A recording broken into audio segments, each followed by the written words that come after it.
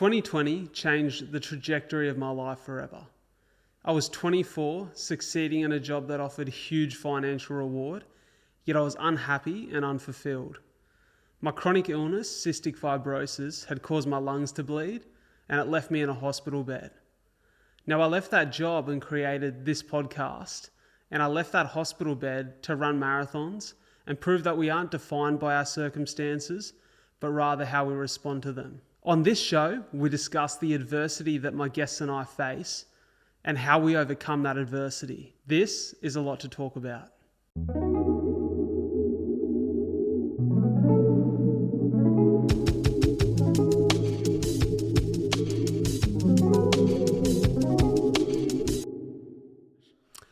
G'day. Welcome back to another episode of A Lot to Talk About. It is your boy, the captain of the ship, the man in charge, Bradley J. Driver, of course. Call me Brad.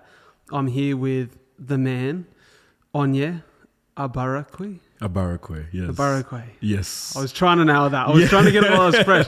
It is tough, but I'll get it by the end of the pod. Brother, it's so good to have you here. Thanks for having me, man. I guess whenever I have a guest on, I like to spend a little bit of time reminiscing, not so much for you, but more for me on where you first popped into my line of sight. Okay. And for me, it was through a mutual friend of ours, Taku Chimwaza. Love that boy. T's a good mate of mine, has been for 6 or so years. And I remember, T's a cool cat. He's one of those guys who's got flair, he's got style, he's got personality. He's one of those guys that when he's in the room, he's there. It's just fully energy whenever he's around. He is, hey. Yeah. But I would say it's the same for you. And you guys popped up on my feed one day, and I'm pretty sure you were at an event together and at a gig. And I'm like, who's this handsome cat getting around with tea?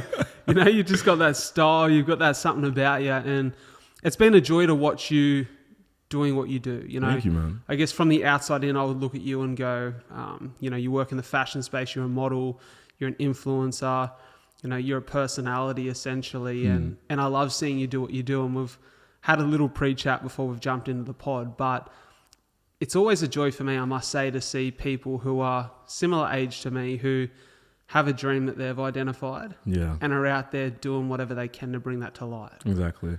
And it's cool to see. It's something I always like to, because it's something that I look to do, I look to inspire other people to do the same, because I always say to people, if you have that thing that you want to go for, just put your everything into it. There are some doubts at some times, but you have to just go full steam ahead. For sure. Yeah. You have to. You have to. I want to dive into that in a minute, but I want to talk about first last night. You were at Mission Impossible, the premiere. Yes. Tom Cruise. Tom Cruise, he was there. The man himself was there. The whole cast most of the cast was there actually. Good movie? Really good movie. I actually really enjoyed it because I'm a huge action person. Yeah. So I loved walking in. And you know what's going to happen because you know how these movies go. But you're just like, what are they going to do this time? How is he going to actually do it this time? You know what's crazy? It was like a little YouTube video, maybe like 5 minutes worth.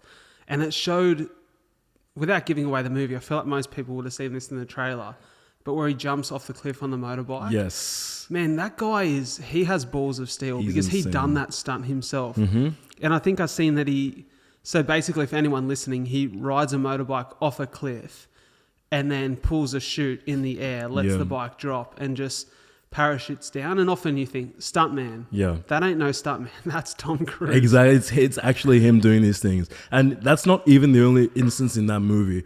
There's so many parts in the movie where you actually see him doing these dangerous stunts. Yeah. And when you have the stunt double and like the camera angle kind of switches, you see him coming off the bike or coming out of an activity and you see that it's him.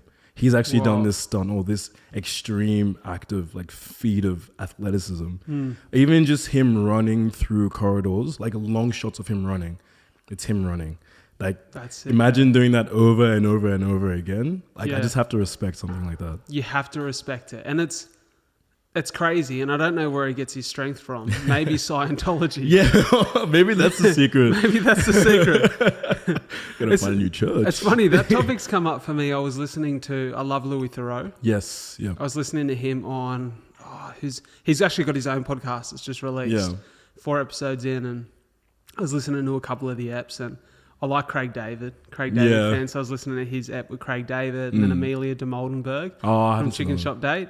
Oh, you know Chicken Shop Date? I know Chicken Shop Date. I've seen a few. I've saw one it wasn't recent. It was a few months ago now. But the one with Burna Boy.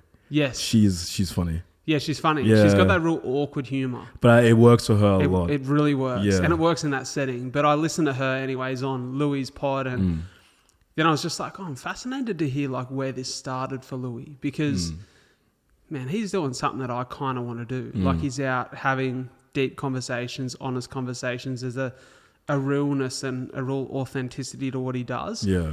And I'm like, it's interesting to get an idea of where that started. And so I went on a bit of a search and found him on a couple of pods and kind of landed on an episode with him and Rogan.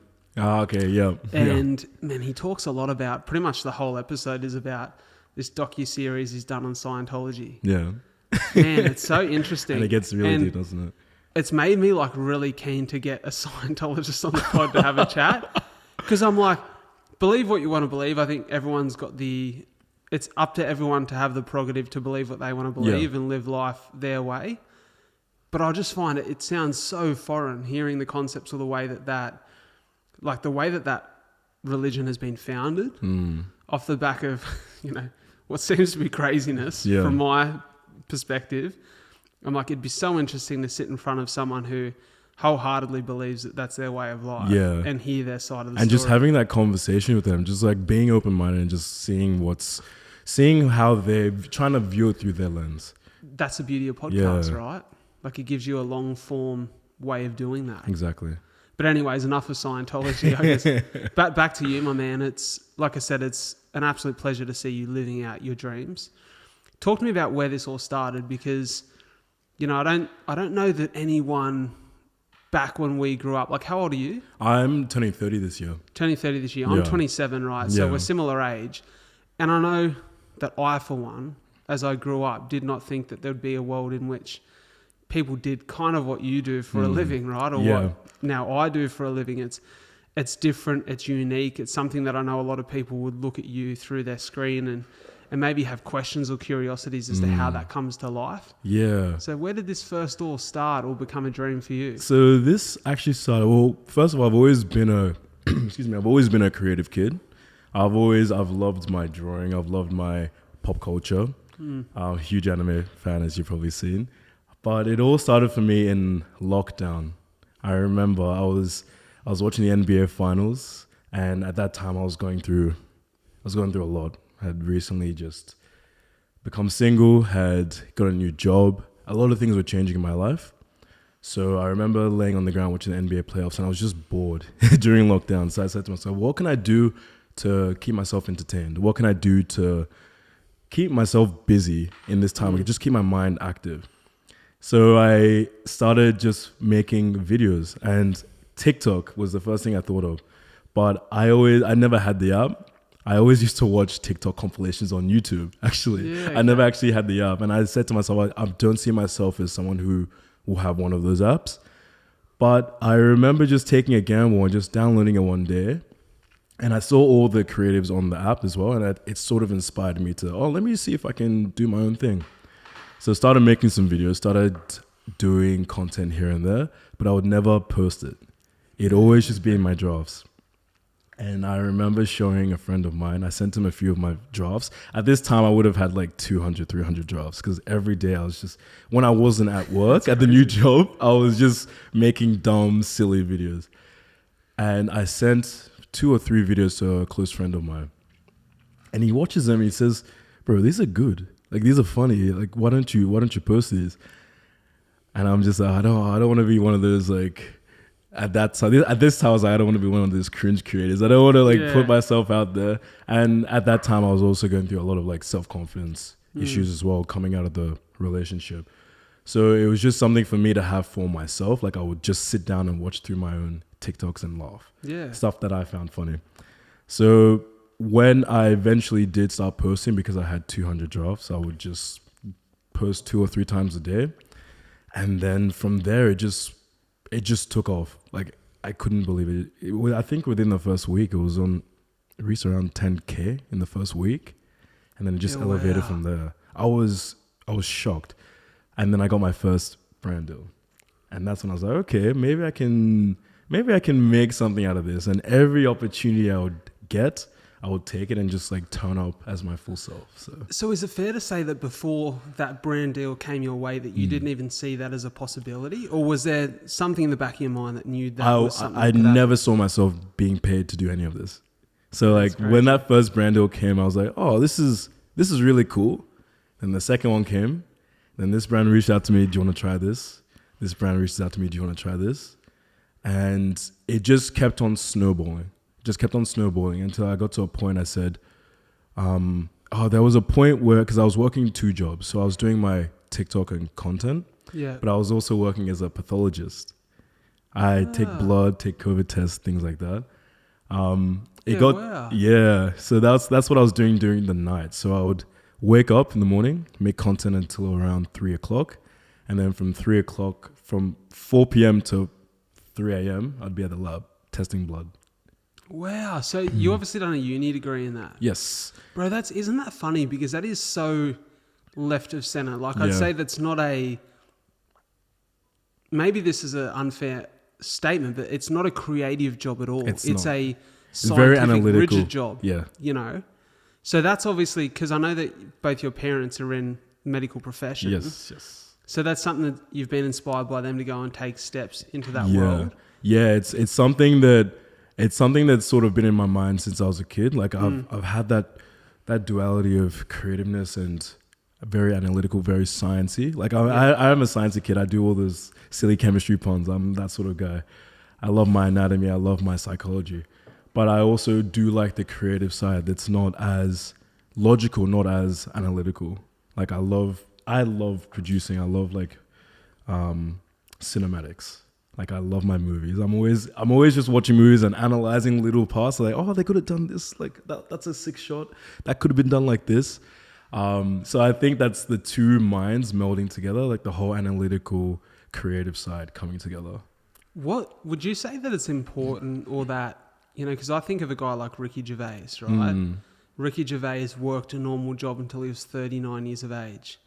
And I remember him saying once in an interview, he said that I think he won his first like BAFTA and for The Office. And he said to his partner, Jane, he said, I wonder what it would be like if I'd started this a long time ago. Like if I'd written this series and, you know, acted in it and it had been on TV many years ago. And she said, I don't think it would be the same because you wouldn't have had some life experience to talk about. Do you think that actually working, I wouldn't say it's a normal job because it's a job that requires quite a level of intelligence that I, for one, do not have. But, you know, going to uni, studying something and working a job that really, credit to you, as a service to the world to be in that sort of profession. Has that been an important part in giving you the appreciation and the perspective that you have in a creative world now? Yeah, I would say people always ask me because as you know, content creation is very much opposite to the medical field. So I think it really gave me, I never felt like I wasted time anywhere. I feel that everything that has happened to me has just added to my human experience and just made me who I am. So I think things needed to happen in a certain order for me to be able to achieve what I have achieved today. Yeah, so I would never go back and change anything because things needed to happen how they happened for me to get here. And things need to happen now for me to get certain places when I'm ahead. Yeah, it's beautifully said, man. And I think hindsight's a funny thing where you can't always see that when you're in it. Did you have that same perspective whilst you were in the job and you weren't doing anything creatively? Or was there almost this pull that like, this isn't my thing, you know? It did get to a stage where I found myself not feeling passionate about it, or when you start to doubt yourself, can I see myself doing this for the rest of my life? I did have those doubts whenever I'd go through uni. Can I see myself doing this for the rest of my life? Like I loved doing it, but I didn't have that passion for it. The passion that would drive me to take steps that I would want to take to advance myself. But when I see what I'm doing now with content, even if it's not content, but just a subset of that, I'm so passionate about it. Like there are days I'll get an idea and I can't sleep until I do it. I can't sleep until I make that video. I can't sleep until I have a plan for how I'm going to execute that idea. Yeah. I felt that I didn't have that same passion when I was doing my pathology work or my medical stuff. So really finding that drive and that passion right now, I think things did need to happen how they did. I needed to get to a spot where it's like, okay, I can relax now. I have more time to do the things I enjoy. So I'm going to lean more into this side, and I'm feeling more fulfilled doing this. You know, it's funny that one of the things that we spoke about on the episode with Taku was, you know, he referred to a level of jealousy he had to watch you do what you're doing so well now and what you love and what he wanted to do. And he said that really in getting to know you and understanding where you'd come from and what you'd done to be in this position, understanding the amount of work that was involved, gave him this level of appreciation and acknowledgement that, man, there's a path to get to that destination or that place. You know, it's funny, we often hear this thought or this idea that's passed around that if you find what you love, if you do what you love, you don't work a day in your life. And I seen a video the other day, which was a quote that was actually quite contrasting to that, which was, I don't believe that to be true, because if you find what you love and you're truly passionate about it, you'll work harder than you've ever worked before to make sure it's a reality. Exactly, yeah. And it's funny though, because I get what that original thought is meant to mean, that it doesn't necessarily feel like work. But I know for one that, like, when I'm behind a mic or when I'm on stage or when I'm doing something that is for me a part of that dream or something I'm really passionate about, that work it's almost like second nature. You want you want to be in that hustle. You want to be on the grind. Yeah. You know, talk to me about the work that goes into this, because I think people see a finished product on social, you know, and they don't see, well, for example, we could see that, you know, you were recently in Tokyo for Jean Paul Gaultier. Yes. Insane. I'm keen to hear all about that. I still can't believe about that, true. I had so much fun there. I'm so keen to hear all about it. But I can imagine that for some people, they think, oh, God, how much fun's that? Like, that must be easy. But there's so much involved in that. Yes, there is. And I never like to complain. I never like to, some people that will say like, oh yeah, it's a lot of work. It is a lot of work, but a lot of it, like you said, if you enjoy what you do, it doesn't feel like work. So a lot of work does go into it, but it becomes, like you said, it becomes second nature as you're used to doing it. For example, a normal day for me, I would wake up. Usually, if it's a crazy night before, I'll wake up around 10 o'clock. If I'm actually able to get up, I'll wake up around 7:30 in the morning. Breakfast, feel your body, do all that, clean yourself. But then I go to planning. So that usually consists of me just checking out what's relevant right now, checking out what's going on in the world. Because as content creators, you're always having to adapt. You have your own content that you make, but a subset of that is always actually knowing what's going on around you. So you can find your creative spin and add your creative opinion onto that. So there's a lot of fact finding. I'll scroll TikTok for maybe 20 minutes. I don't like to stay on there for too long just to see what's going on. I'll answer emails and then I start filming. So maybe when I'm scrolling, that's when all the ideas start to form and start to bubble. And then I'll just do my filming. And then I hope to have that done around 2 o'clock. 2 o'clock. Wow, that's a fair chunk of filming. Yeah, it's a lot of filming, because usually I like to do. I have in my mind three types of content. Okay. What would those three be? So, for example, I do a lot of fashion stuff now, and I do a lot of like anime inspired fits. So I'll do a lot of researching. What anime is really nice at the moment? What outfits can I make for a character? How should I edit that? What should the vibe of the video be like? So that sort of planning goes behind that video. What song should I use? And then I also do little things like little relatable clips. Those ones don't take as much planning. Yeah. Those ones are just, okay, I'm going to do this. Something funny happened. If something funny happens, I'm always writing it down in my notes. Yeah, okay. So I can just quickly go back and check, okay, I can do this today. I can do that today. And then if it's a speaking video, I'll just put the mic, sit down, chat to the camera. Just pretend the camera, I'm just talking to the camera. And something will be in there and I can chop it together. But it does take a bit of planning, and it really depends. If you're not in the mood to make content, I never force myself to make content. I always try to put the energy somewhere else, even if it's recuperating, like getting the creative back up, because you're not always in that creative mood. You do need to give yourself some downtime, and it's finding the balance of that, because if you break too much, you don't get any work done. But if you get too much work done, it seems forced. So you got to find that middle ground. That's a funny balance, isn't it? Because I sometimes struggle with that balance too.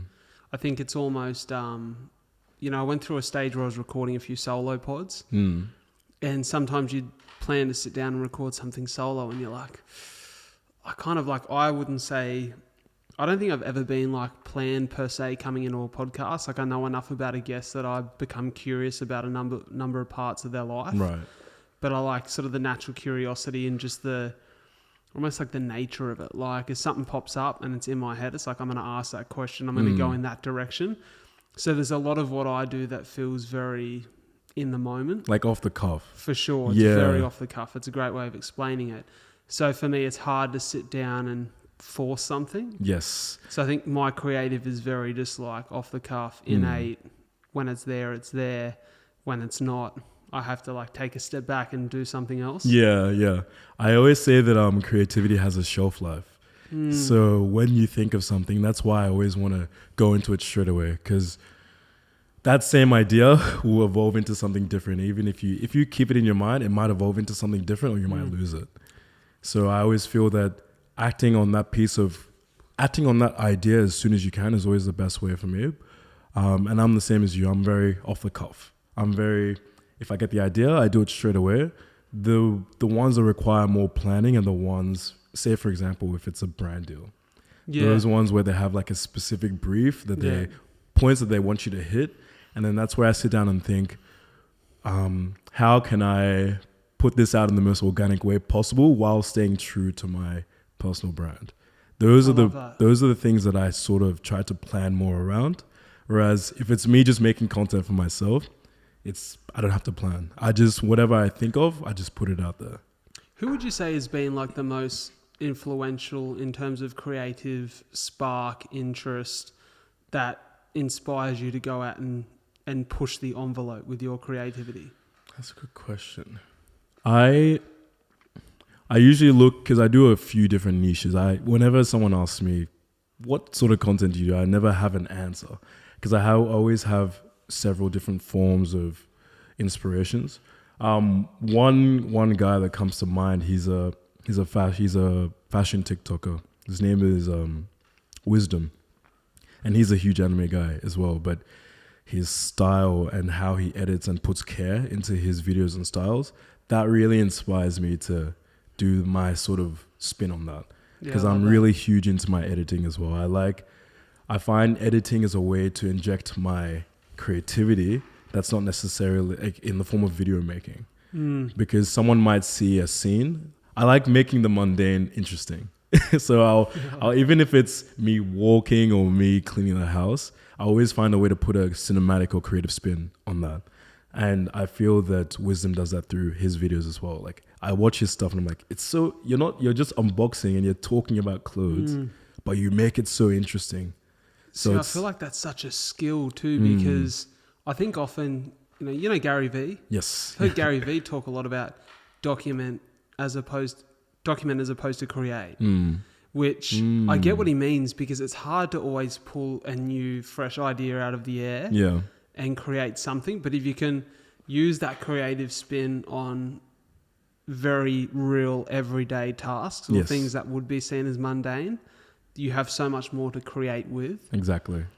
Let's talk about like your background and where you come from, and like you've traveled around Australia heaps as a young man, moving different places, areas, spaces.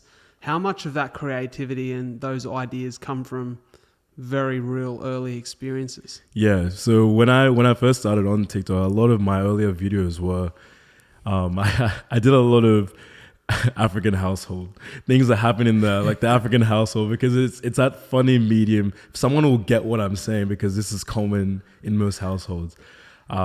So I did a lot of content around that. I remember my mom actually found a video of me imitating my dad, and it was sent to her by her work colleague. And It was extremely accurate. Good video. If I didn't say so myself. But she says she was laughing at it because she found it pretty accurate to how my dad acts. So it was funny that piece of content found its way to her through social means, like through a colleague. And then obviously she showed my dad. He had a laugh, like he took it on the chin. But yeah, a lot of my content is based around real life experience. So say if it's a little joke or a little bit off the cuff, I will just write it down and see if I can put a creative spin on it. I think one I did recently, my partner, she came over and she was just smelling really good, just as usual. And I remember seeing a TikTok of a smelling sound all the way back. And it's those two concepts that come together. Maybe I can make something funny out of this. Posted it, I asked her, do you want to be in a video? She accepted. And now that video it's probably one of my better performing videos because it's very awesome. Real. It's very in the moment. Like that video was made in 5 seconds. Because it's just like, okay, this is something funny that we can do right now, and we should do it now before I forget. Yeah, it's mad.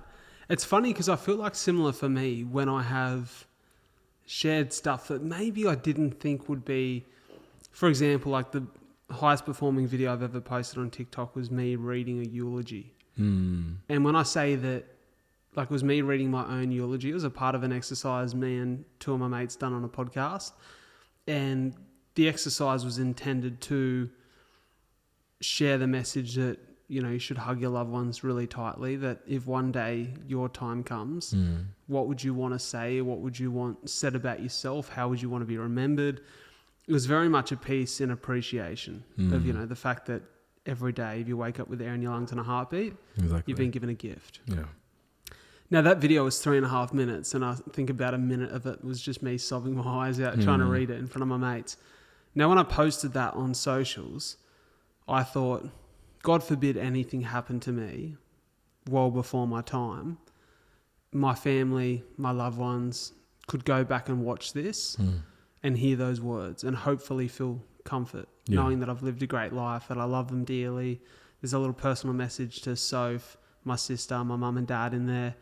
Essentially, it was a letter to them. Now, when I posted it, 3.5 minutes with a minute sobbing and a high zoom is not exactly the recipe for success on TikTok, but it went crazy. Like over 600,000 views, which for me is huge. And I was like, holy hell, that's just the power of authenticity. And I think authenticity is maybe an underappreciated part of creativity. Yes. I always say that, like, for example, I've seen that video. And one of my biggest things is you can things that are adding value back into the society, even if you're speaking from the heart, if you're offering advice of people who might be struggling in the same situation, people are going to tend to gravitate more towards that because you're being sincere. You're being your raw, authentic self. And you can tell people in content when they're not doing this, when what they are, their beliefs and who they are is not aligning with the content that they put out. When I saw that video, it's a lot of, I find finding the balance between what you want to create and what value you want to add to the world. It's a very fine line. Sometimes you put aside I don't want to get this for just numbers, or even if it doesn't get the numbers that you expect, this is a piece of content that's closer to your heart.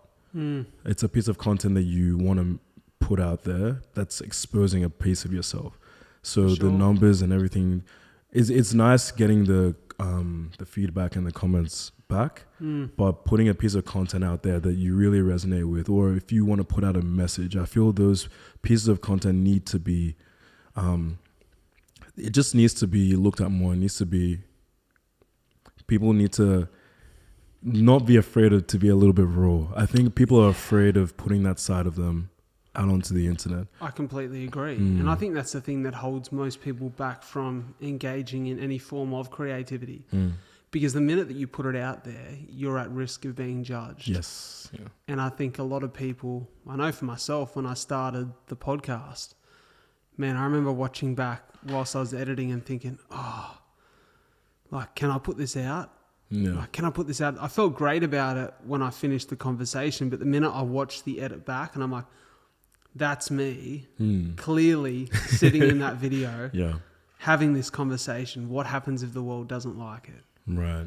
And it's like, but I love it. But you love it. This means something to me. Exactly. So why should I stop myself from enjoying that, from having that moment, from getting to partake in something that I'm really passionate about? Exactly. And I just wish more people understood that. And for some people, it takes time. It does. That's the message I really try to drive. Like, that's why I really keep my content very jovial, I do like to make myself the butt of the joke. I do like to do a lot of physical humor or things that will make me seem... I like to empower people to have that same drive and that same...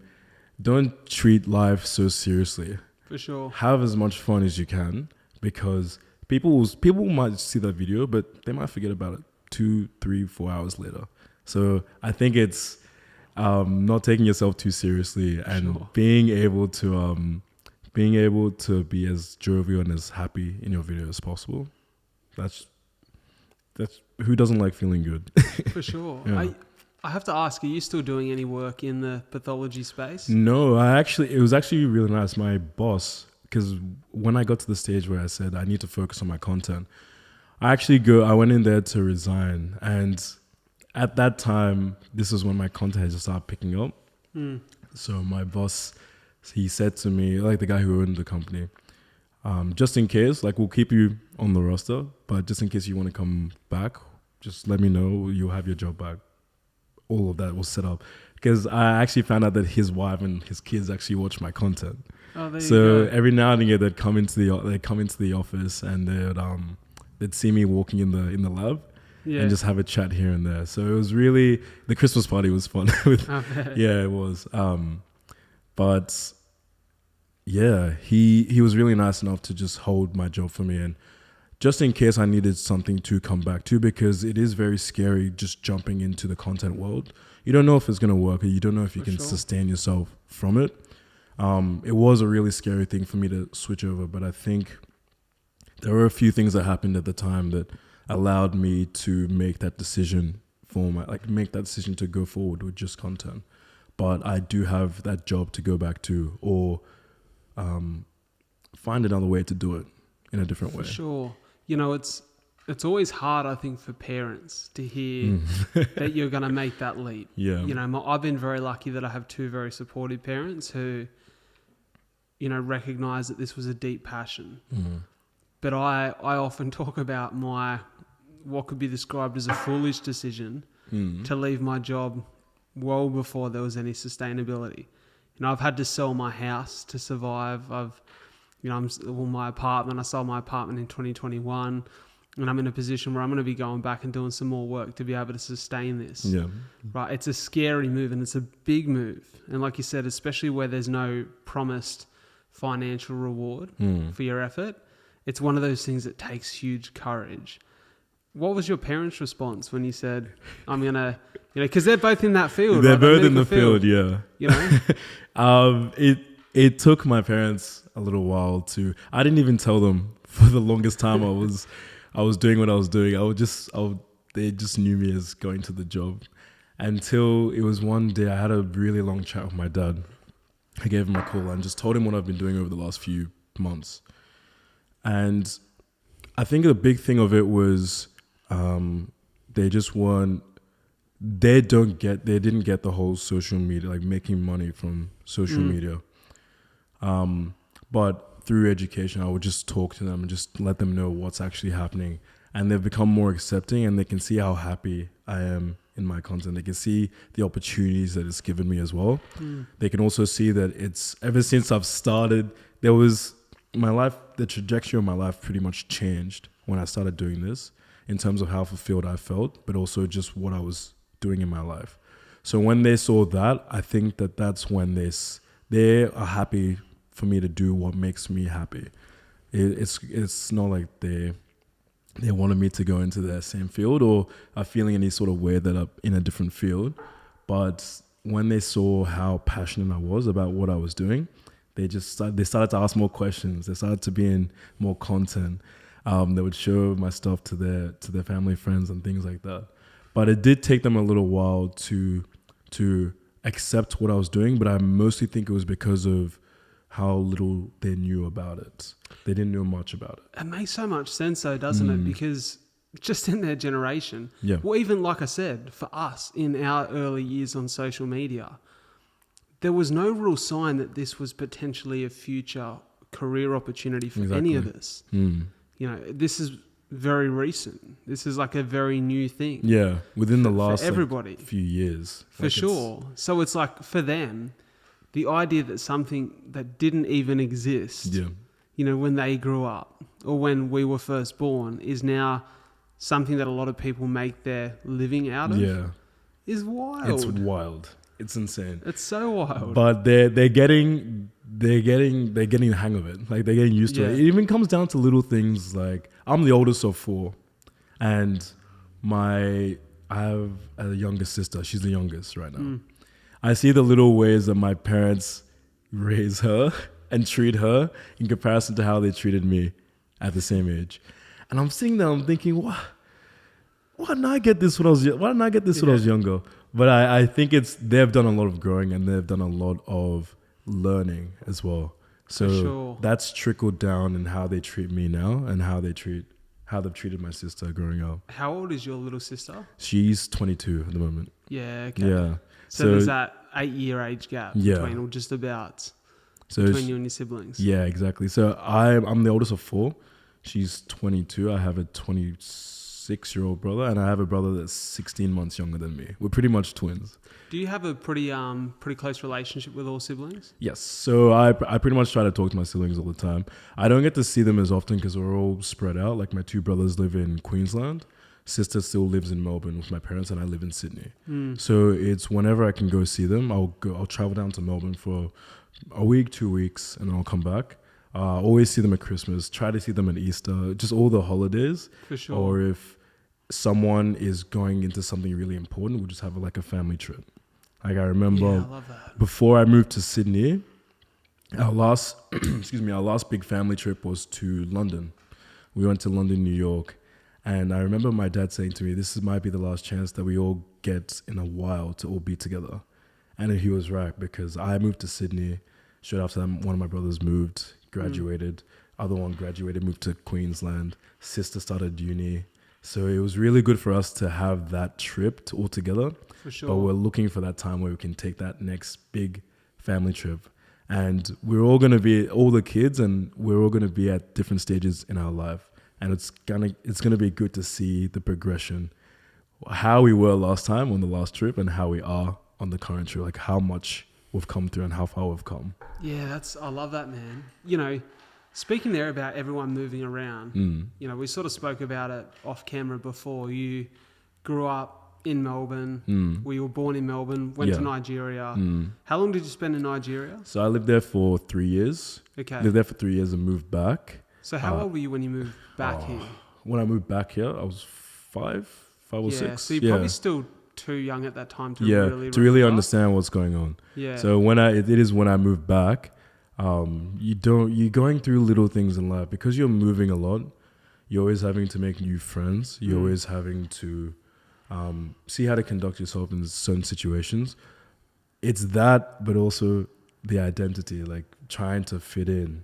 Yeah. Being a Nigerian. I was the only black kid at my school. Yeah, for sure. Me and my siblings. So it was very hard just fitting in and just finding that identity, because it's almost that thing. You're too white for a certain group, but you're too black for a certain group. If that makes sense. I guess I've heard one of my really good mates, Joey, was speaking about this on a podcast recently. So he was born in Australia, but has Ghanese heritage. His dad's Ghanese, his mum's Australian. And he spoke about this identity crisis he had, in which he always felt as though he was too black for his white friends in Australia. And then he thought, well, you know, I'm going to go and experience the culture in Ghana. Yeah. So he went back for a trip with his dad. And he said, and as I walked down the streets hoping to feel a sense of belonging, you know, wanting to fit in this place in which half of my heritage, half of who I am is from here. He said that, you know, the locals would call out to me and use the term Obroni, which is foreigner or tourist, you know. And he said, and so I'd never felt more white in my life. You know, I'd never felt as though I stood out so much. And, you know, he spoke about having to like find that sense of identity within. Yes. And I think it's interesting, isn't it? Because as you get older and you start to learn more about who you are, well, I know I can say so for me, as I've started to understand more of who I am, my identity is something that now I take with me wherever I go. Exactly. But we often, in our early days, think it's attached to wherever we are. Yeah. Yeah. So when did you feel as though you really got a grasp of that? To be honest, it's taken me a while. I will say I can accept that. It's taken me a while. I would say I didn't even get the hang of it until my 20s. Like I was in my 20s. I was still at the stage where do I fit in with my Nigerian friends more? Do I fit in? Because I've lived in Australia for a long time. And you do get criticism here and there just saying, oh, you're so white or for this situation. But I identify and I go back to my roots as like Nigerian. That's the household I grew up in. And that's what I am. So it's finding that identity in myself. Like I've done a lot of meditation, done a lot of thinking, and let my life experience. That's what I've used to help guide me and navigate who I want to be. I don't really attach it to where I am. Cause I'm in Australia, but it's very multicultural here. You can find your identity anywhere you are. Well, and I think that's subject to change, isn't it? You know, like especially in your work. You know, we spoke about you being in Tokyo recently, you know, that trip to London, to New York. You find yourself in these different places and I even felt as though like, I acknowledge that I'm privileged in the position that I grew up in a country where most people had the same skin color as me. Yeah. And because of that, I wasn't, you know, there was no prejudice. There was nothing that made me feel as though opportunities weren't there for me or as though I was discriminated against. And whilst I had different experiences in living with a chronic illness that meant I did things that were different to a lot of people my age and around me, you know, taking tablets and doing that sort of stuff or, you know, spending time in hospital, I never truly felt like I didn't belong. I think I was very lucky that I grew up with a younger sister who wanted to be so like me that it made me feel as though that was a badge of honor, like my difference was a badge of honor. But I remember going over just last year to America. Yeah. I went by myself and I spent 2 weeks. And here at home, I'm someone who has a lot of acquaintances, a lot of people I could go for a coffee with or go for a run with or catch up with, go for dinner. And I felt as though I was liked, appreciated, understood, as though I belonged. I went over to LA and New York. And man, when I tell you that like in LA, I'd go up to the cafe register to order a coffee and I'd say, oh, g'day, how you going? You know, I speak like a bit of an Aussie. Yeah. And people would look at me and just not give me the time of day or like acknowledge the fact that I'm trying to like be happy and upbeat. Yeah. And I remember walking around the streets of LA thinking, man, I don't fit in here. You know, and I'm like, that thing that's so subtly you can change your environment. Yeah. And the context in which you've understood yourself for the course of a lifetime is completely different. It's completely different. Yeah. And so I had to go like, I remember questioning myself and going like, who am I? Yeah, what's going on? Like, why do I just not fit the mold here? And then I remember having a conversation which really shed some light on it in the podcast late last year. It was with a guy named Martin Heppel. Martin Heppel works for the Resilience Project and Martin has a very fascinating story. So born in Australia, but his dad is an anthropologist, and so he grew up in a headhunting tribe in Borneo. Are you serious? Yeah, him and his brother. And Martin played a bit of AFL, but didn't have the success he wanted to in his career and went back to Borneo, found himself back in Australia around the age of 30 without any real sense of like who he was. And he said, you know, I had this long hair and I used to walk around in this like Addy Hash t-shirt and, you know, I got cut from my AFL team because they thought I was smoking weed and I'd never touched weed in my life, but I just looked like that kind of hippie guy. Yeah. And he talks about coming back and just like realizing that like he didn't know who he was. And he talks about the difference between fitting in and belonging. And like how, you know, to fit in is to fit a mold, to belong is to know who you are and let that all come together around you. Like let your people gravitate towards you, let you find your place and just know that wherever you go, that's who you are and you belong. Exactly. And I think for me it was in understanding and overcoming a bunch of insecurity that I had. That was just born out of being different and not feeling enough, and that, you know, story, that narrative of not enoughness that so many of us hold. And just go, I'm who I'm meant to be. You know, I'm proud of who I am. I know what my values are. I'm showing up in the world that way. You know, this is who I am. This is what my dreams are. This is what my purpose is. I'm going to show up that way. I'm going to live that way. You're going to stick true to your own core values. For sure. Not let anything waver that, because that's the most important thing. If you can't stick to your word, if you can't show up as you are, if you're having to change yourself according to the situation, then it says a lot about your character as a person as well. So it's really good to like form that really strong sense of a character, and it's easier said than done. Like that takes a lot. It takes a lot of work. For me, I know it was a lot of just meditation. I do a lot of meditation. I do a lot of journal entry, but it's also a lot of I talk to my parents a lot about their struggle or their comparison between living in Nigeria and living in Australia, because they would obviously be going through the same. When I'm trying to navigate who am I, what's my personality, I had a lot of conversations with my parents about them and their struggles coming here. Like, for example, the reason I know my dad is just a determined human being. He's a doctor, right? So he studied and he practiced back in Nigeria. Him coming to Australia meant having to start everything all over again.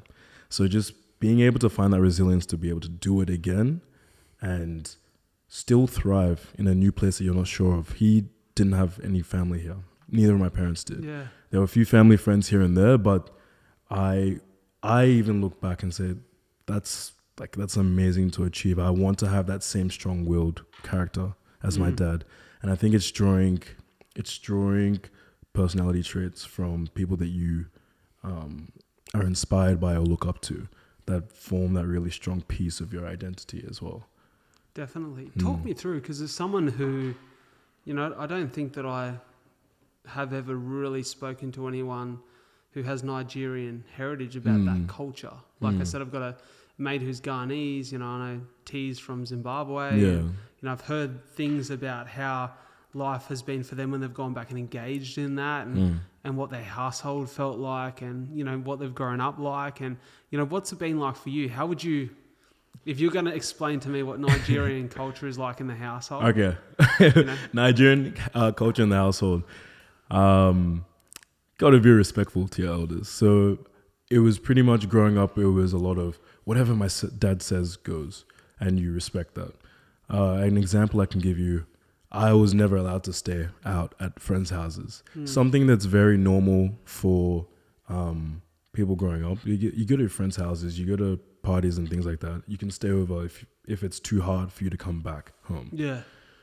But my dad or my parents, they kept me from staying out too long or staying over at places, because back then I thought it was a hassle. I was just spoken. I was like, why do I have all these rules? It's only until now I realize why they say this sort of things. They don't know what's going on behind other people's closed doors. They don't know how other people, how they conduct themselves with their family, or how they're just in general. So it's better for me to be in the protection of my own house. I saw it as being strict at that time, but it's until you grow older a little bit and you find out, okay, my parents said this for a reason. They wanted me home for a reason, because maybe the way that they raised me is a little bit different to how this person raises their kids, or that person raises their kids.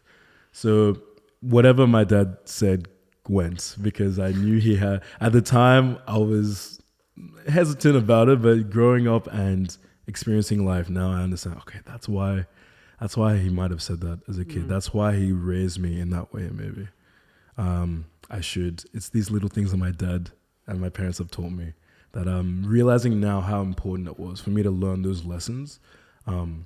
Maybe as a kid I wasn't as willing to learn them, but now they're really useful to me. I have to say, like, it's interesting that with cultures and ideas and things being so different, that sometimes you can find yourself confused by the fact that maybe that doesn't translate. Like maybe your mates at the time think, why isn't Onye allowed to stay over? Yeah. Like, why isn't he allowed to be here? Does he not like us? Yes. Did you ever find that those cultural differences left people that you're having those experiences with confused? I would say yes. I remember I would always turn up at school and ask. I would hear all the things that I missed because I wasn't there. And there was a bit of it that led to them thinking that I didn't want to be around them. And then that in turn comes back onto me, and that makes the people around me smaller and smaller because of something that I had no control over. Of course, I can explain, like my parents just don't want me to stay out. At the time, I didn't know how to explain it. But I think that also made my circle, for the people who did understand, or for the people who didn't think that this is something that should affect our friendship, it keeps those people closer to you. People the people who sort of take it the wrong way, naturally, if they're taking it the wrong way, are these people that you want to have around you. Definitely, yeah. Definitely. It's interesting, isn't it? It's with hindsight, you can understand it, which is the hardest thing, because when you're in it and you feel that rift or that confusion or that point of struggle, you just want to solve that problem right away.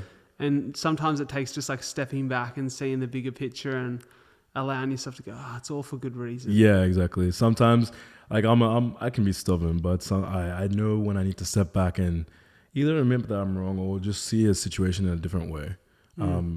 That's something that, as I've gotten older, has gotten better and better. As a child, it's a lot harder because, like I said before, you're dealing with all of these things of identity crisis. You want everyone to like you. You want, because you're trying to belong somewhere, you want people to view you in a certain way. But because you don't know who you fully are yet, you don't know how you're going to put that into the world. So it's better to just sort of step back and let things happen for the best and just hope. Do steps to put yourself in the right direction, but just hope everything turns out for the best. For sure. Well, I guess we've been talking about stepping back. If you take a step forward in the future for me for a minute and paint a picture for me, like a picture that explains what you hope to see as your future dream. Like everything you're doing now, where do you hope to see that go? So where I hope to see it going, I do like to teach. I do like to help other people. I like to empower other people to be who they want to be, because that's something that I wish I had someone that was there for me to do that. There's no a blueprint on how you can discover yourself or how to be creative, but I want to be that guy to empower other people to do it, be it through my own social media, be it through initiatives and groups. There are groups I want to start to help creators, or even specifically African creators, find their footing and just have a community. Because when I first came into the content scene, one of the first things I noticed was there's very rare around here. So being able to make a platform where I can promote other people or help other people grow their own, come into themselves. For sure. That's where I see myself in the future, being behind that. Because you can't always, I'm going to be making content for as long as I can, but I understand that maybe it's something I can't do forever. I'm not going to be 60 and doing dances on TikTok, but I can empower that next guy who's in that same position that I was in at that age, give him the power to come into himself. For sure. Yeah. With that love for fashion, do you ever see yourself creating or starting a brand? I like it. Maybe there's things to keep. We'll just say to the audience, keep an eye on what's to come. Let's just say keep an eye on that one. But fashion's been a huge thing for me. So I'm always looking to push the envelope of my own love. Like I love pop culture. I love my anime. So I'm thinking about going into creating my own pieces here and there. But I really want to make sure it's done right. For sure. I don't really want to do something that I'll do once and I'll leave it. I want to have something that's ongoing. So I really want to make sure that I've done my research. Now that I'm in the field, have the right people to talk to, making sure I know how I'm going to go forward with that before I put my foot into it. Yeah. Is it hard to obviously, do you have managers to help you with stuff like getting these gigs in the fashion space and... Yeah, so I have a manager, Sophie. She's killing it for me lately. I love her so much. Shout out to her. What's her name? Shout out to Sophie. Sophie. So many good Sophies. Yeah, right. I came across her I wouldn't say by accident, but I was on a branded trip and one of the other guys on the branded trip, his manager, which was Sophie, was on the trip with him. And I just saw how she worked on that one day. I saw how she worked and I was just so impressed. Like I was just so, I could tell she loved what she does. Yeah. So then it's a great thing to see. Yeah, I could see it. So I got a contact and we chatted here and there. And then that's when I said to make the transition, I was like, what agency do you work with? Because I want to work with you. And then that's when she told me about the agency that she's with. And then that's how I signed with Max. I'm at Max Connectors now. That's my talent agency, and she's my talent agent. Yeah, but awesome. I literally just went there because for her. I knew that she loved her job, and I like to work with those people who have that excitement for what they do.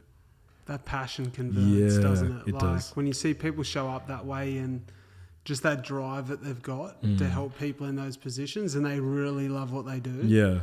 You can tell people that are doing it just for a job, and you can tell people who are doing it because they're passionate about it. And that's why I had to make the move, because I was with another agency before that, but I wasn't feeling like they were resonating with me as much.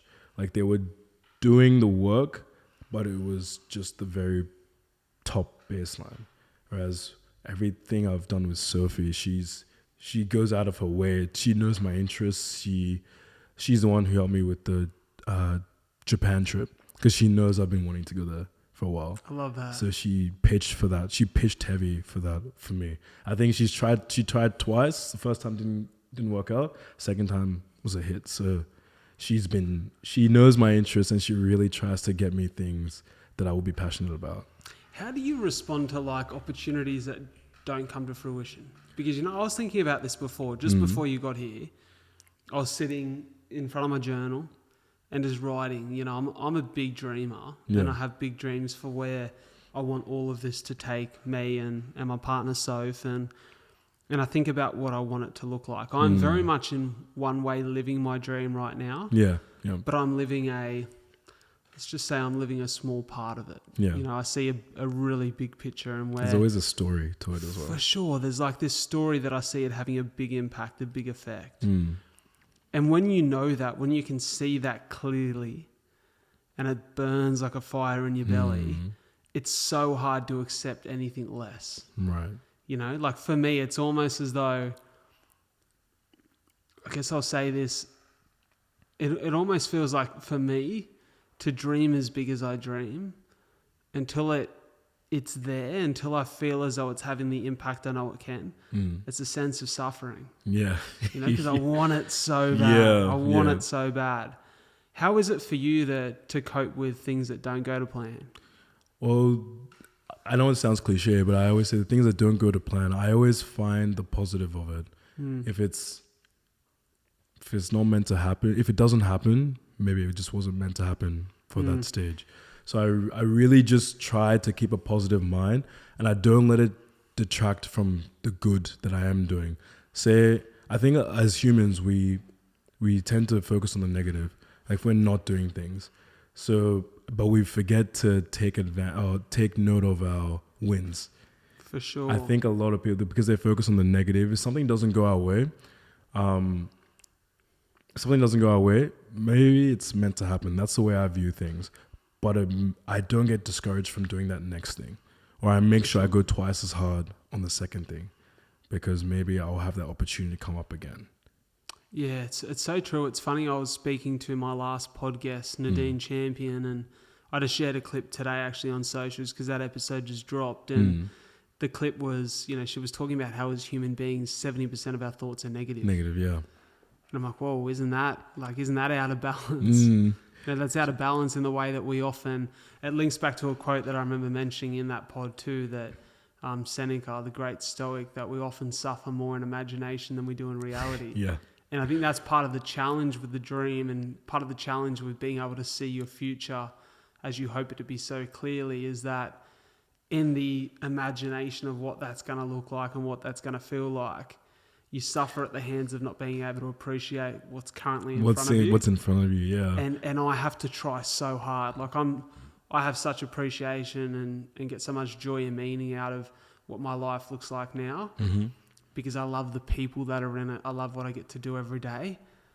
But there's always, like, when I go lie in bed at night and I think about like what's coming for me, where you want to be, I'm like, man, that burns. Like it burns so much. But I think there's power to that too, right? Yeah. It pulls you towards it. It gives you that fire, gives you that motivation to be able to wake up in the morning and do that thing, because you know what you have to do.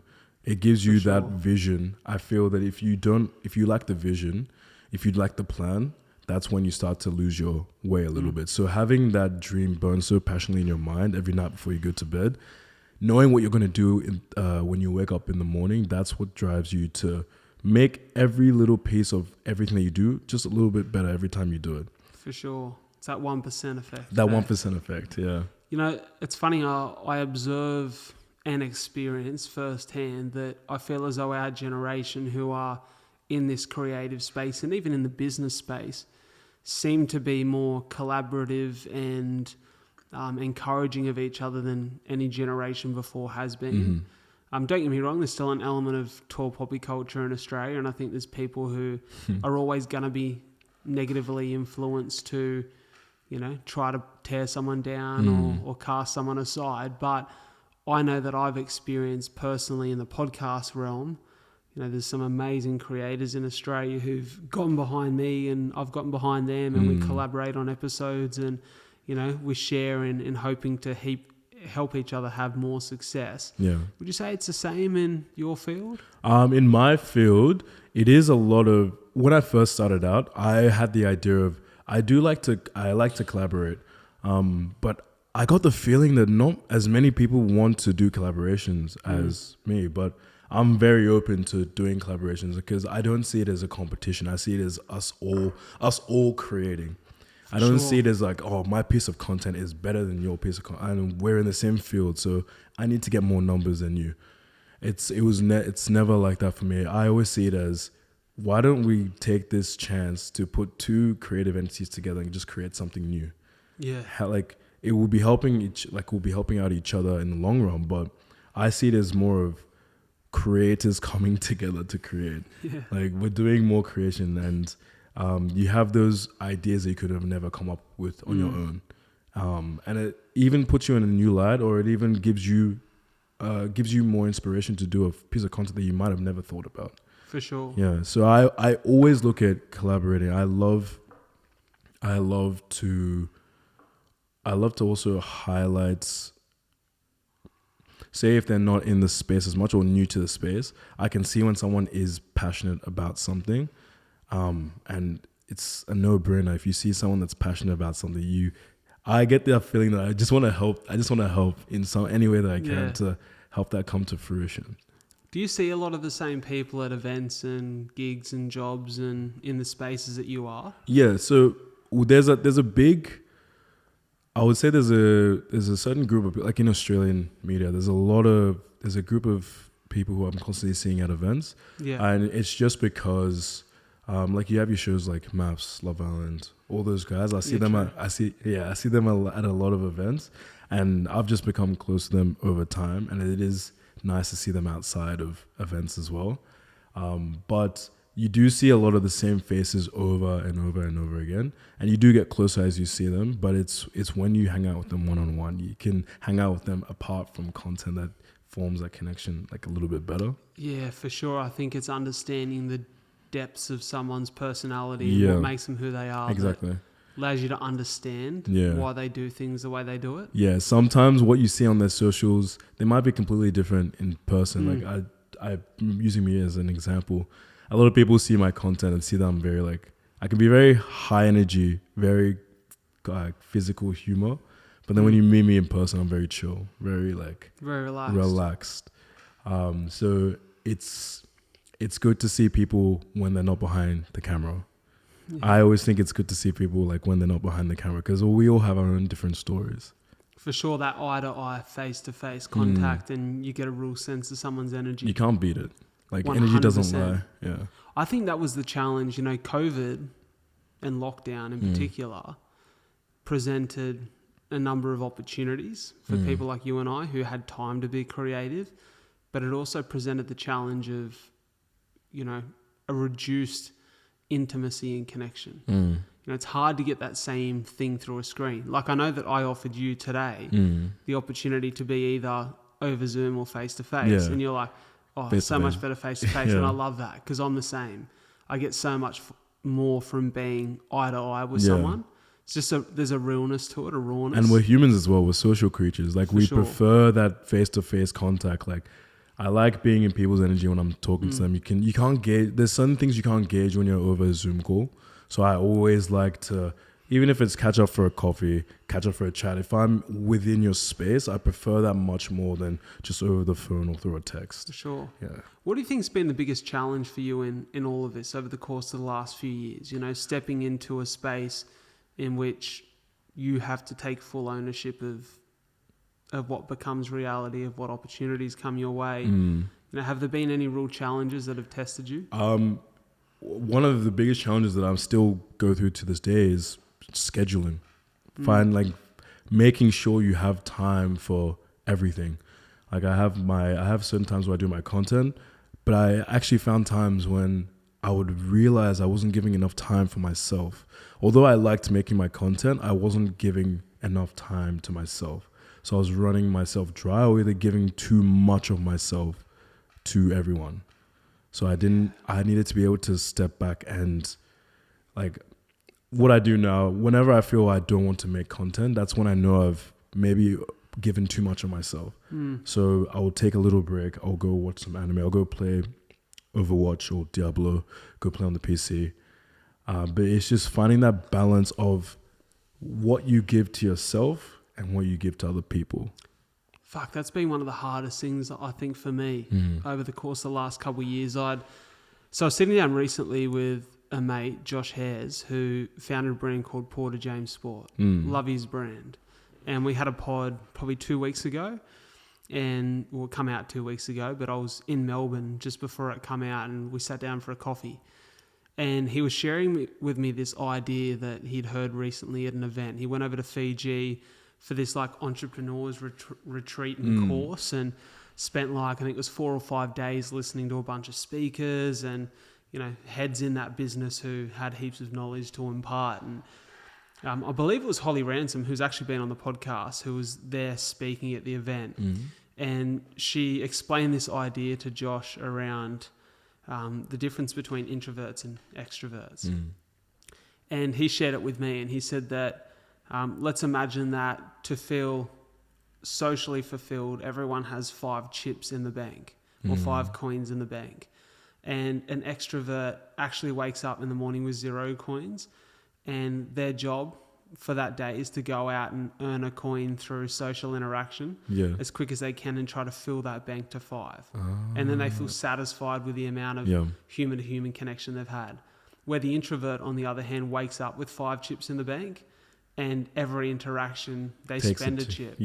And they get to a certain point in which there's nothing left.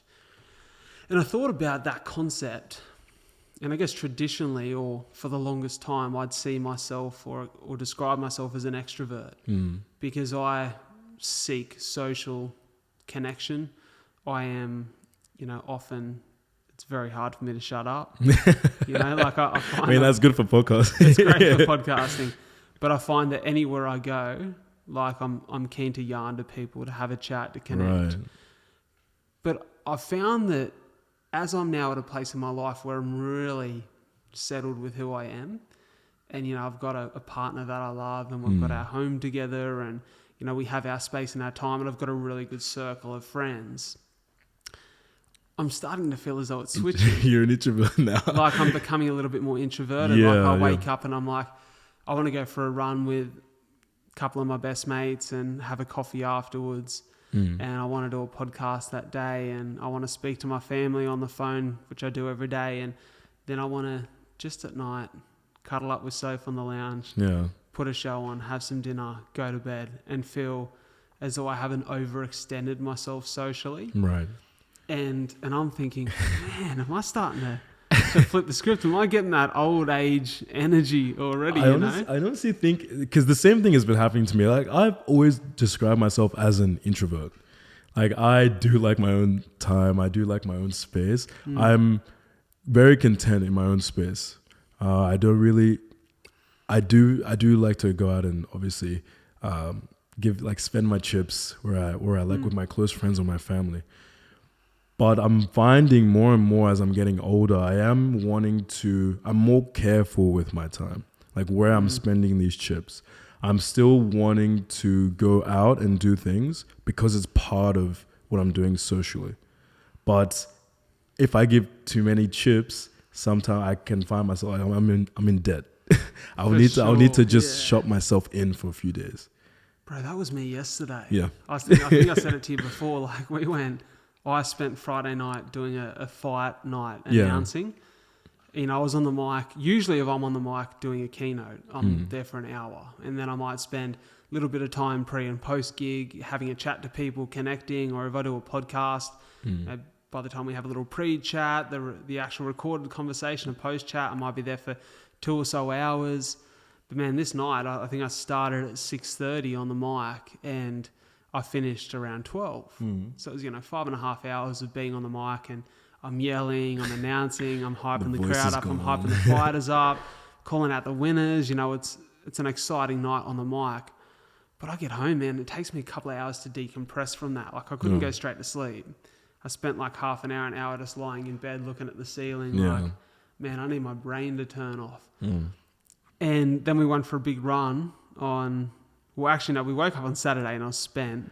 I had a mate's engagement party on Saturday night. Yeah. And when I tell you at 9:30, like my brain was trying to speak, but my mouth wouldn't move. Yeah. And I'm like, I've gotten so old, man. It's 9:30 and I'm like, I need bed. You kind of feel out of whack a little bit, like out of sync. Yeah. For sure. And man, we went for a big run on Sunday and I just did not do another thing for the rest of the day. Like I just needed to absolutely put my feet up, speak very few words.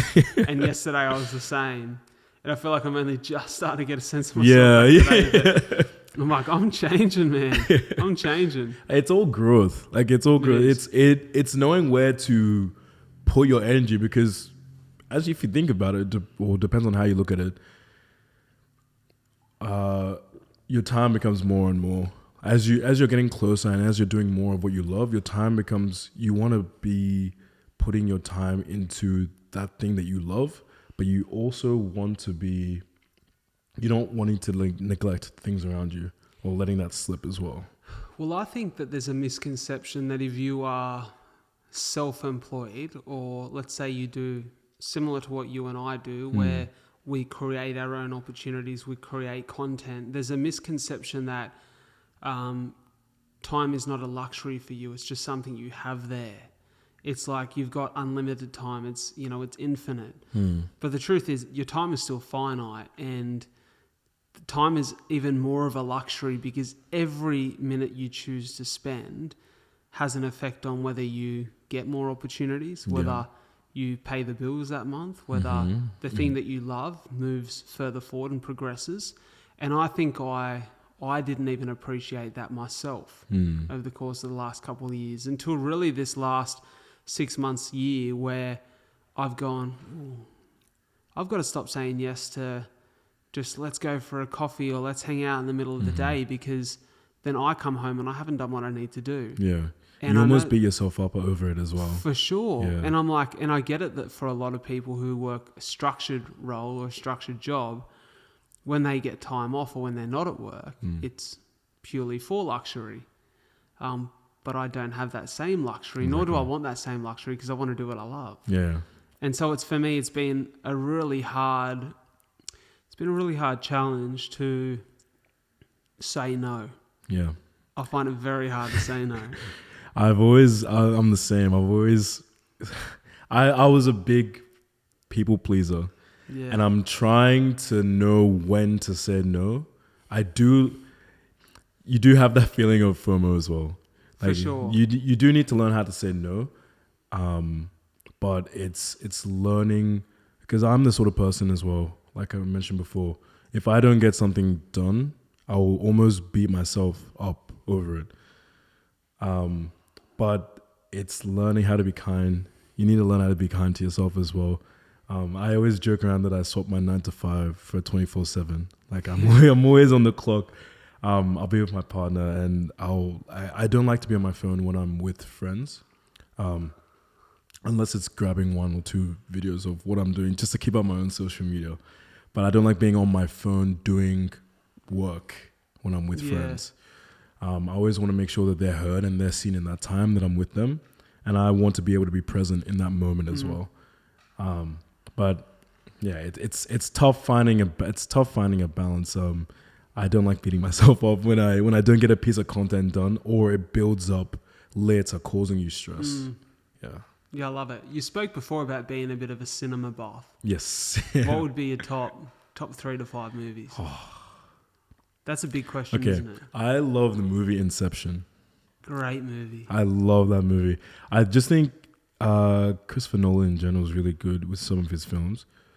So Inception, I really like Memento, the one with I don't think I've seen that. You haven't seen that one? No. The way it's written is really nice. It sort of plays from the end of the film and the start, and they converge. The end of the film is like the middle of the film. Oh wow! Yeah, it's like I love those psychological thriller type movies. So like Inception, Memento. Those are always the first 2 that come to my mind. Those sort of movies. Who directed Memento? I think that was Christopher Nolan as well. Man, I can't wait to watch Oppenheimer. I haven't. Which one is that? It's about the gent who created the atomic bomb during the war. It's Cillian Murphy. Okay. You know the actor from Peaky Blinders? Yeah. Bro, he's gone. I reckon he's a great actor. I love that series, but I love him as an actor. And like, you just know anything that Christopher Nolan makes, it's going to be incredible. Like it's going to be gold. Like I'm a big fan of Interstellar. Yes, that's another one. Interstellar's a really good one. And that's him. That's Christopher Nolan. I love, you know what? I used to say that Catch Me If You Can, Leo DiCaprio and Tom Hanks. Have you ever watched that? I might have seen it, but I don't remember. Pretty sure it's 2002. So it's an older movie. I always think that older movies are the better movies. Yeah. I think like that era of like the early to mid 2000s. I feel movies now, there are a lot of remakes. So it's lot of recycled content, or you're pushing agendas of today's society in older movies that didn't have that same agenda. For sure. The stories felt very unique. Yes. So for me, like Interstellar's up there. I always said Catch Me If You Can was my top, but I actually think it's changed. I rewatched Good Will Hunting. Okay, yeah, that's a good one. Love that movie. That could even take the top spot for me. So good. Just the messages in that movie. And then Shawshank Redemption. Yes. Cracker. Very good. And then also, I'm a big Will Smith fan. Like Will Smith. What do you out of your Will Smith movies? Which ones do you like his more serious roles, or do you like more serious? Yeah. So for me, 7 Pounds. Beautiful story. Pursuit of Happiness. Pursuit of Happiness. Yeah. But there's another one that I never hear people mention, which I loved, which was Collateral Beauty. Yes, I love the film. It's a great. It speaks a lot about time. Yes, about like these constructs who are played by people in roles that are supposedly presented to him. I really like in that his concept. Imagination, but it's playing out in real life, and I found that film like fascinating. Also, the message of you never know what someone's going through until you hear their side of the story. Exactly. But I love movies, and I could talk about movies for days. But the thing I love about those older movies, which I feel as though lacks, like you said, is a lot of movies that are made today are made with an agenda. But I feel as though because our attention spans and our ability to remain undistracted has just completely it's so depleted. much shorter. Yeah. You know, and with platforms that we're all very grateful for, like Netflix and Stan and these platforms that provide easy access to movies. Feels like movies are made quicker these days, which means that there's not as much time or thought put into it. Yeah, that's what I was gonna say. Like, it doesn't feel like movies have. You don't see those really technical, psychological films anymore. Like really deep plot twists or really deep stories. The stories seem to be a little bit quicker and a little bit come up with a little bit faster. Like not as much thought for sure put into them, or they're not as deep as they used to be. They can be very surface level. Yeah. Like what you see is what you get. I really like those films where you do have to watch it twice to get it. Like I remember when I watched Inception, that's where I became really interested in like dreams. What you do, what your brain is doing during your dream, and how you can influence that dream. So I looked into a lot of lucid dreaming, which is similar concept to what they do in the movie, but a little bit different, where you can control your dreams. You're in a state of consciousness where you're conscious enough to know that you're dreaming, but not conscious enough to wake up. How do you inflict a lucid dream? So in a lucid dream, from what I know, if you are aware you're dreaming, if you're aware that you're dreaming, you can like change things in your dream. It's becoming aware that you're dreaming, or that you're asleep, or that what is around you isn't reality, but being not aware enough to wake up, if that makes sense. Yeah, that's interesting. So is that something that's encouraged? Can that happen naturally, or is that encouraged by psychedelics? It's something that you need to practice. It's natural. Okay. So it's something that you need to practice, and that's actually one of the reasons why I kept a dream journal and a journal in general. Every time I would wake up, it's remembering my dreams, being able to remember my dreams and remember certain aspects of what makes a dream a dream. Like I know something small I do. I wear a lot of rings. I have a spinning ring. This is like a ring I have just for anxiety or just fiddle with it. Wow. So usually something I noticed in a dream, if I would spin this would just keep on spinning. And that doesn't happen in reality. Yeah, wow. So you're super conscious of what's happening on a very minute level within your dreams. Yeah. Because I journal, but I find I journal like on thoughts, feelings, and it's funny, like I've spoken about it a bunch of times on the podcast. One of my favorite things to do when I'm by myself is I put on some Hans Zimmer music or some cinematic orchestra and I sit, think and write. Yeah. And just get out a deep thought. I think there's something about, and maybe it is because that very cinematic orchestra style music makes me feel as though I'm in a dream state, because there's no words, it's just my thoughts. And I think those thoughts are enhanced by deep sounds that are emotional. Like for me, those sounds are very emotional. Yeah. And I love the way that makes me think about deep stuff. And so because you feel like you're in a movie. When you hear when you hear that soundtrack, it's like you'll be sitting on the couch, you'll be looking pensive, and you have the Hans Zimmer in the background. It's like, I feel like I'm in a movie right now. And then these thoughts and certain thought patterns will come up, and then that's when you put them down. That's when they just flow out of you a little bit easier.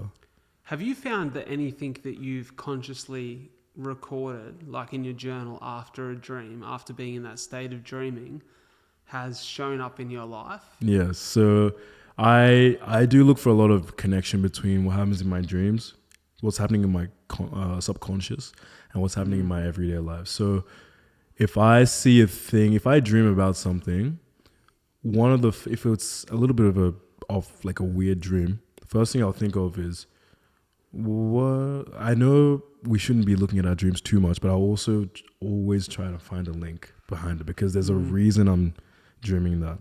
Or I do like to find the connection, but I try not to place too much importance on it. I just like to be aware of it. I'm having, because I used to get a lot of reoccurring dreams. And there was one reoccurring dream where for the longest time I was trying to figure that out, and it came to me. It finally came to me, and I tried to resolve. It took many months to resolve, but finally when I got to the end of it, I just stopped having the dream. I just didn't have it anymore. It's like there's an ending to that story. Yeah, like that storyline. It's come to the end of that storyline, and I've figured out what I needed to figure out within myself to get to where I wanted to be, and I just stopped having the dream. You've probably looked into this more than me, but I know that there's this, you know, those dreams where you're falling and you wake yourself up in your sleep. Yeah. I've heard that you never actually hit the ground in those dreams. You always wake up while you're still falling. They reckon if you hit the ground, you're dead. That's what I've heard. That's a whisper. I don't know who's confirmed that, but because your mind. I'm not huge into that, but I have heard the same thing.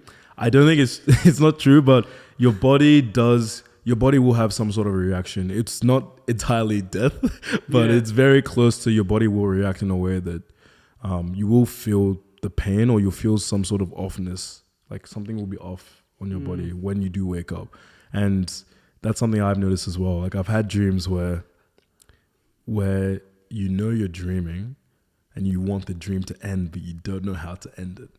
That's the scariest bit. And I found when I have ended those dreams forcefully, your body is just out of sync when you wake up. Isn't it funny that like the brain, we still don't understand the complexity of the brain? Like we understand most organs and most function of the human body with, I guess I'd say, real depth and understanding of how to influence it, how to control it, how to react to things that go wrong. But the brain is this very misunderstood, well, maybe not misunderstood, but it still lacks an understanding or knowledge that we have of most other areas and functions within the body. It's so hard to test some parts of that. Like we can get empirical data on like what the brain can do, but there are some things that just you can't gather information on. And that's why I feel that there's so much that's unknown about how the brain works. It's like, for me, it's always been fascinating as someone who, I would say that my longest passion is storytelling. Like from a very young age, I connected with stories. And for me, not just consuming story, but rather sharing story is the thing that has been really passionate for me. And I think those two just go hand in hand. When you're passionate about telling stories, you love hearing stories, you love, for me, not so much reading, but rather listening to and watching stories unfold. And I often look at and marvel at some of the most creative brains. Like I am fascinated by a guy like Pharrell. Yes. I've got a Pharrell. I'll show you before you go. Actually, in our room, I've got a Pharrell portrait. Oh. That's cool. How big is it? Is it like a big? It's big. Massive? It's like, it's probably like a meter and a bit by like a big 600, 700. It's a decent size Pharrell picture. Maybe even bigger. Done by, it was actually a geometric illustration. So Pharrell created a book called, I can't remember the name of it. A fish. What's it called? It's something. It's just it's a creative book. I can't remember. A fish doesn't know what color it is. It was something like that. Some obscure title. And the front cover of that book, it's quite a colourful image. And so I got a friend of mine, Don Gaultier, who does, it's actually a few geometric illustrations. I was looking at these ones here. They're cool. She done it for me and put it together like as a custom piece. And that's nice. And I love it, man, because I love the way that guy thinks. He's a creative genius, in my opinion. I love his music. I love... just even for me, like I'm not a huge runway fashion guy, but his recent the one in Paris, show, bro, it was insane. I was watching. I was a massive fan of Virgil, and his same. Like I've listened to a bunch of his lectures where he went to Harvard and those places and spoke on creativity and design, and even as someone who's not in that space, I like fashion and I like clothes and I like just creative expression. And I was a big Virgil fan. I'm going to say something very controversial here, but I thought for my taste, the Pharrell LV show was the nicest LV show I've ever seen.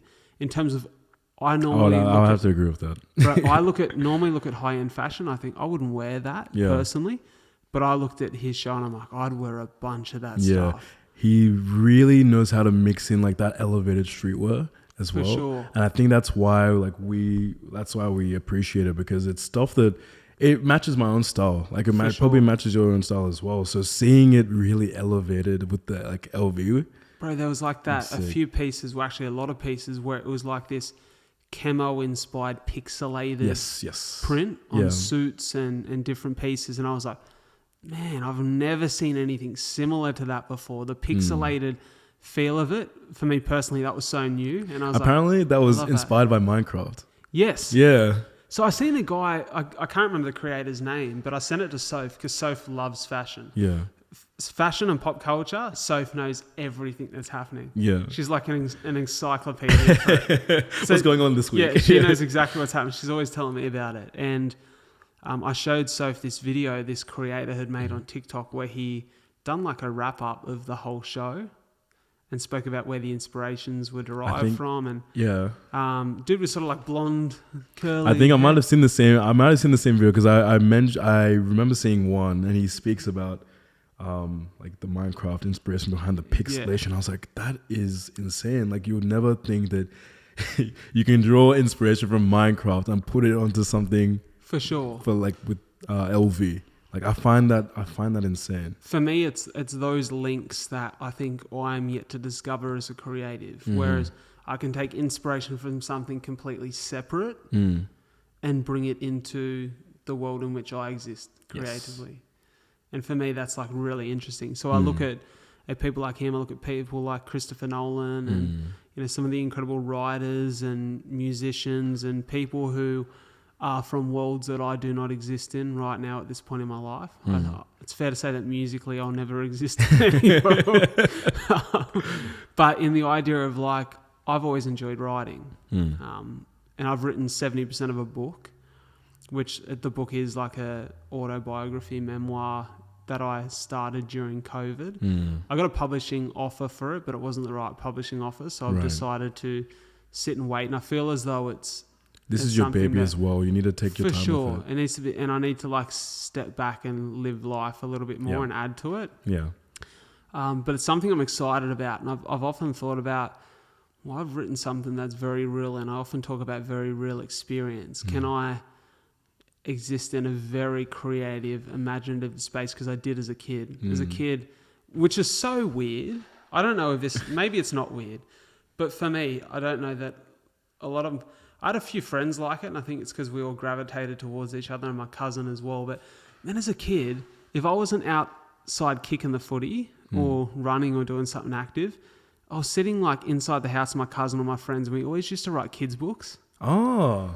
Like it's something I loved as a kid. Like I loved sitting down and writing these like little adventure novels and illustrating them. I love drawing as a kid. I was more on the drawing side. I like drawing stories. Yeah, but there was something about it that like I always wanted to write the hero's journey in a creative, new, imaginative way. Okay. And I've often thought about it, especially in recent times, like, man, the world that I've dived into here, could that exist in a space where some point in the next 6 months or couple of years I do a voiceover for a character in something animated? I write a piece or come together with a couple of writers and produce something like the show Ted Lasso. I've listened to a lot of the writers of that show, Brett Goldstein being one in particular, who wrote the story of that show, and I'm fascinated by the way they use characters to really express very important messaging. Yeah. In an entertaining and funny way. Exactly. And that's why I really love the medium of anime. Like I am huge on animation and being able to tell a story through just like being able to convey emotion, even if it's not it's emotion through animation quality and angles and things like that. And that's what I try to emulate in my own video. There's little aspects of storytelling that you can put into different forms of media that just come across when you combine the two. It becomes this entirely new beast. So anime, like very similar. I actually, when you were just talking now about your book or voicing an animated character, there's so many ways that you can portray a story in like let's say a graphic novel, like through the form of like manga, literal graphic novel. You can have that story written. You can be the narrator in the story as well. You can also have that picture element to it as well. That doesn't make it into, and it aligns with like your picture book, like you used to draw picture books as a kid. For sure. You can have it as like that. Like that's where my mind goes to when someone's looking for a piece of content to, if they're trying to put across a piece of content in a certain way. That's where my mind goes to. It's so interesting, isn't it? I find it so, and I find it so exciting that back 10, 20 years ago, to do that, you were pigeonholed to, you had to write a book, or you had to, be in TV, or you had to be in movies, and you had to have certain degrees that allowed you to do that. We exist in a world now, man, where it's in the palm of our hands. Exactly. And like, that's such a privilege, and it's a privilege. It's also a more competitive space than ever, because it's more creators, like more creators, people doing what they and love. there's easier access. It's like the podcast space. I think something like a couple of years ago, there was like a couple 100,000 podcasts. Now there's millions of podcasts, because anybody can start a free Anchor profile and create a podcast and put it out to the world. So it's a privilege, but it's also a now more competitive space, and a space that's saturated. So you have to, I think, really be authentic to stand out. And coming back to those people who are passionate about what they do, like you can tell those people who are really passionate, because you'll see them week after week. They'll stick to their guns. They'll be delivering that content to everyone week by week. For sure. Whereas people who might not be as passionate about it, excuse me, they'll come in. Maybe they'll drop off after a few weeks, but they won't have that same drive to have those real conversations, or to be speaking on issues that they really want to be talking about. Well, I think there was a stat, man, that which is very relatable for me in my world, that only 10% of podcasters make it past 13 episodes. And then of that 10%, only 10% make it past like episode 27. Oh, damn. And then, this and then is about diminishing returns. To be fair, you're going to be very close to episode 200. I think you might be 199, 198, somewhere around there. Yeah. But it's crazy, because it takes, bro, to do something consistently and be persistent at it without any real financial reward. For a lot of people, it's just not even a conversation. It's hard to do. It's hard to have that resolve as well. I'm just lucky that I found it at an age young enough in which I could chance my arm on it. Yeah. Where I didn't have to think about supporting children or, like paying a mortgage. Well, I did, and I sold my place. But, like it's a real privilege that I found what I love early. I can imagine it feels the same for you too. Yeah. Well, I'm appreciative that I found what I love now, but I've never thought I found it too late. Like, I always felt that I needed to, I wouldn't say early, but I didn't find it too late. That's how I see it. I've come into myself enough, and I'm at the right place in my life to be able to succeed in what I want to do in this industry. And that's just what I focus on. Like, I'm grateful for every day I get to do this. So I think it's a real power to be able to do what we're doing here today and to share this, because I think for so many people, they think as though, like at 30, there's this imaginative idea that at 30, there's you're too so old. many things. Yeah. Or like at 30, you're supposed to have a family, and you're supposed to have the job that you're going to stay in for the next 30, 40 years until you retire. And then, you're supposed to do this way and have this sorted by this time. And I feel as though more than ever, we're not bound to those same timelines that people thought they were bound to for a long time. That typical image of how you want your life to be, like the partner, the house, the job. I think I remember having it was an eye-opening moment for me. The time when I realized that I don't have to, all the things that I thought as a kid, my mindset has changed. I don't have to stick to those mindsets. My mindset can always be changing. I don't have to be in a job, or I might be in a different job that I would expect to be in as a kid. I thought I was going to be a doctor, house, kids right now as a 30-year-old. But as my life goes on, I realize that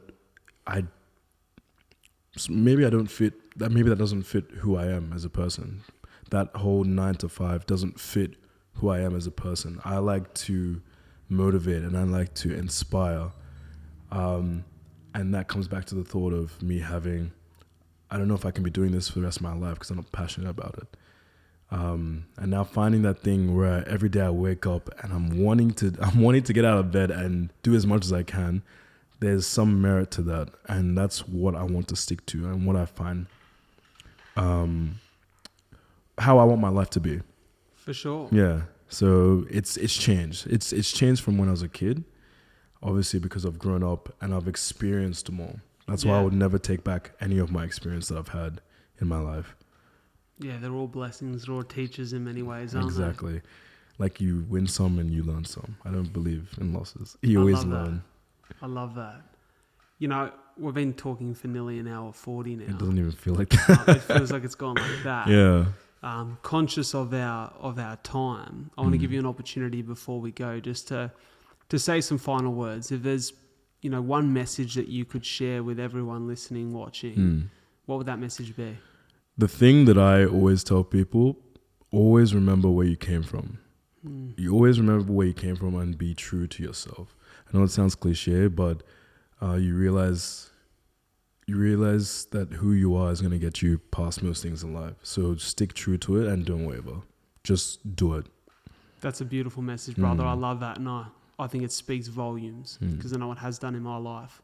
I'm going to make sure that everyone listening and watching can find you in the show notes. Man, it's been a pleasure. I know I said it at the start, but it really is for me.